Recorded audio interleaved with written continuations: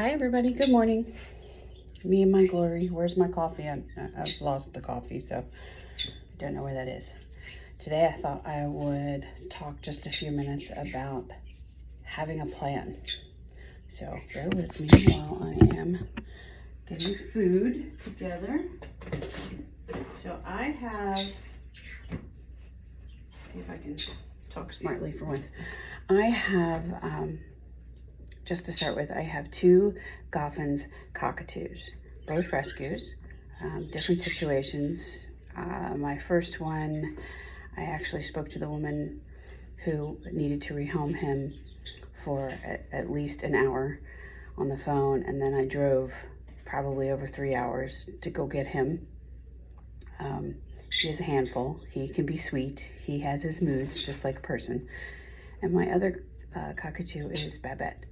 And she was biting just the girls in the house and only really liked the dad, which we found to be very true, but she has also decided she's taken a liking to me, and she takes her liking to other people. But nonetheless, my point for today is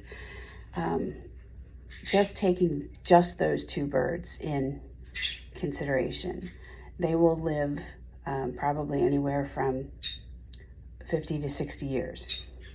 That's generally their timeline.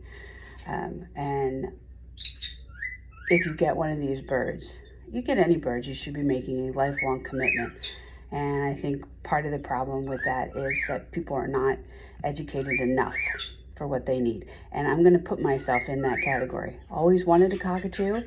And I think sometimes, even these days, when things get too busy and you can't do what you normally do with them, you can see what the effect is. So I think that's why a lot of people end up having to, put them back up for adoption, you need to rehome them, whatever.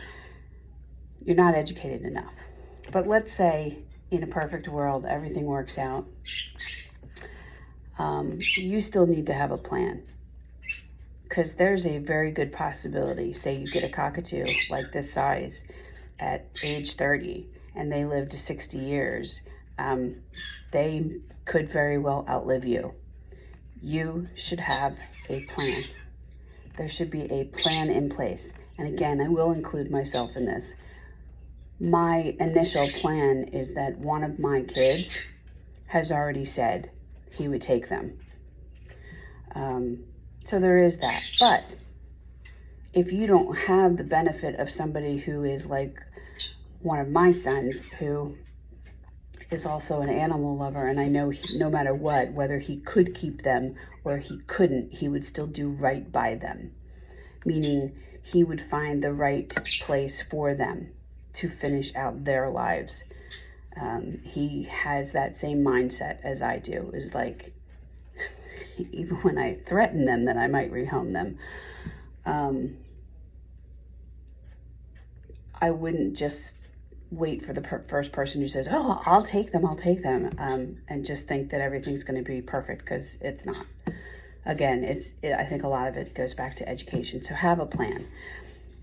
I am actually working on a backup plan, and I am going to begin researching some of the cockatoo sanctuaries or bird rescue sanctuary type situations that are relatively closer to me, so that I can reach out and find out what their policies would be in a situation. Say I passed away tomorrow and it turns out that my son, who is still living at home, doesn't think he could take them with him whenever he moves. So I want to work on that, and I encourage you, and it doesn't have to be just because it's big birds. Take care of your birds. If you are a person who does rescue,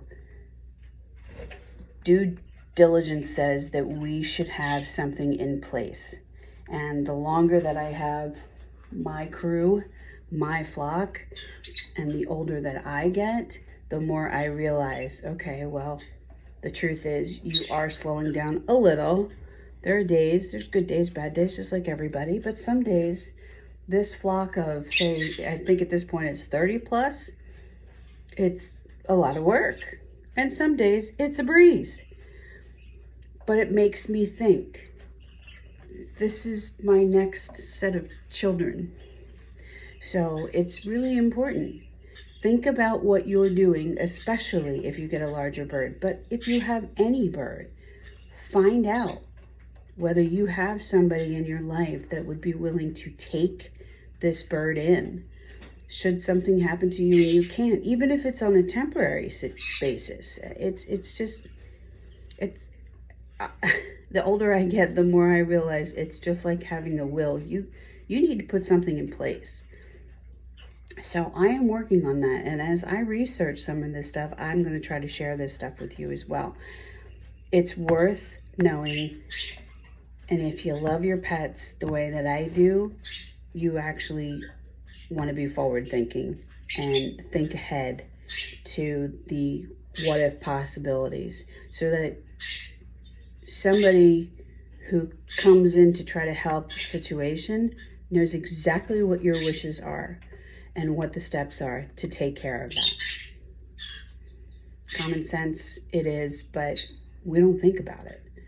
We just think, oh yeah, well, somebody will just take care of it. Well, no, it's not really any different than cats or dogs. And every single day I see postings about, these cats and dogs especially that end up at a shelter because the people who came after a person, say, passed away or had to go into rehab or a nursing home and can no longer have these animals, there's no plan.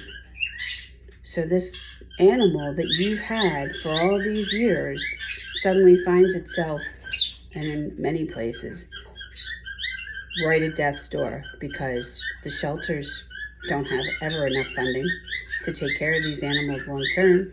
And you may not have fosters that will come and take care of senior pets especially. It's really important. It's something you really need to think about. I encourage you all to think about it. And as I said, as I research this information, I'll try to share some with you too. Have a good day.